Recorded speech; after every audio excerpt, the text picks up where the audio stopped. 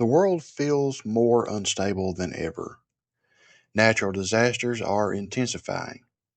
Supply chains are fragile. Infrastructure is aging. And our trust in institutions to protect us, well, for the most part, it's wearing thin. Yet most people are still unprepared. Welcome back to the Venerable Owl, where we focus on practical preparedness for uncertain times. In this video, we're talking about something foundational. It's not gear, not gadgets, but mindset. Why does citizen preparedness matter, and how can you not just survive, but thrive when disaster strikes?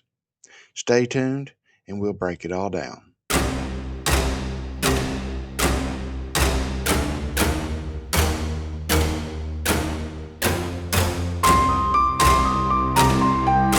Modern life has made us comfortable, and that comfort has trapped many into a false sense of security.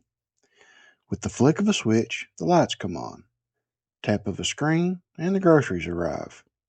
We rely on systems so seamless we barely notice them until they stop working. When the power grid fails, stores run dry, or emergency services are overwhelmed, you realize just how thin that safety net really is. The truth is, help may not be coming, at least not right away. Citizen preparedness isn't about stockpiling for the apocalypse or building a bunker in your backyard. At its core, it's about self-reliance. That is to say, taking responsibility for your safety, your family, and your immediate community. It means the skills to respond to emergencies. It's the supplies to weather short or long-term disruptions, and the awareness to adapt and act under pressure.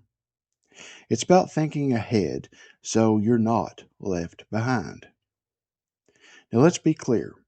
Disasters are not rare events. They're happening all the time, all over the world.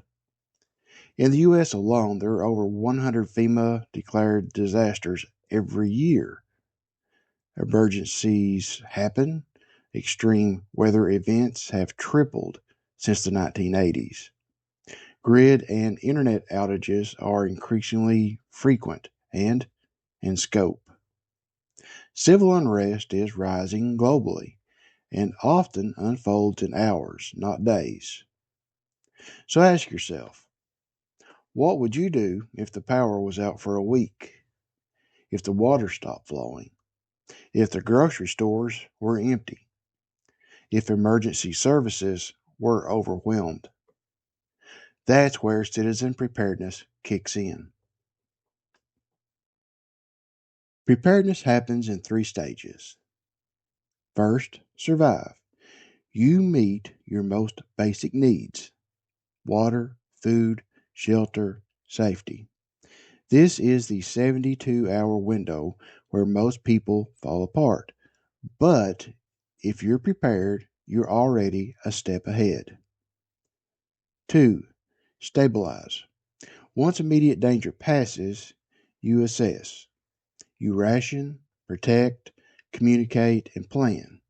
This is where mental clarity and training matter more than anything in your go bag. 3. Thrive. You adapt. You help others. You become a source of calm and leadership. This is where true resilience shines and where community preparedness can change everything. Here's what most people get wrong. Preparedness isn't fear-driven, it's freedom-driven. When you're prepared, you don't panic when systems fail. You're not dependent on overwhelmed authorities. You're an asset, not a liability to those around you. You preserve your dignity and autonomy in time of chaos. You guys remember the 2021 Texas freeze and Hurricane Katrina, where citizens had to rely on themselves for days? Let that be an anchor point for your preparations.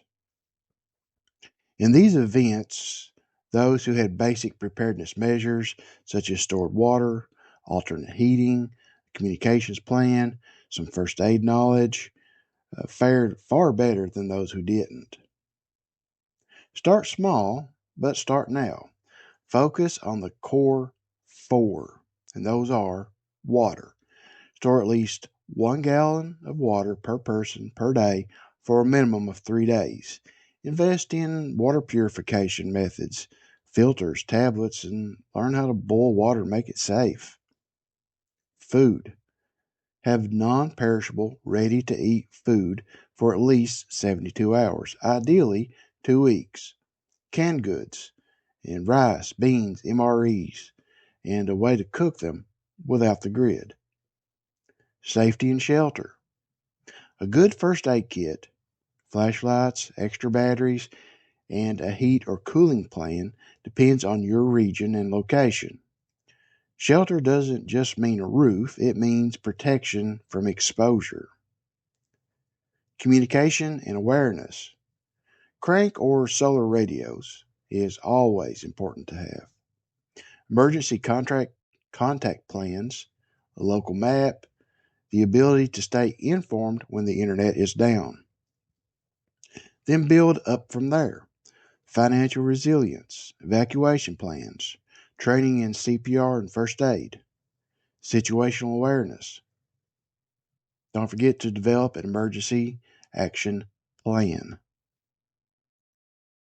It's not just about you. Preparedness isn't just about personal survival, it's about community survival. When individuals prepare, communities become more resilient. You can't help others if you're struggling yourself. When you're squared away, you can help a neighbor. When your neighborhood is prepared, the whole region recovers faster. That's how we reduce chaos by preparing as citizens, not as consumers. So, why does citizen preparedness matter? Because the world is unpredictable, but your response doesn't have to be. Preparedness gives you a foundation to start on when everything else is falling apart.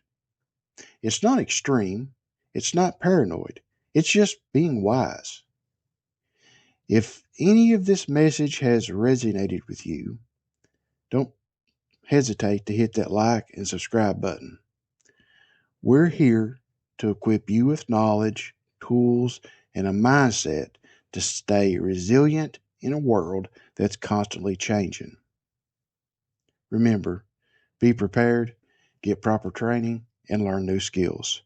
Visit us on the web at www.venerableowl.com. Thanks for watching.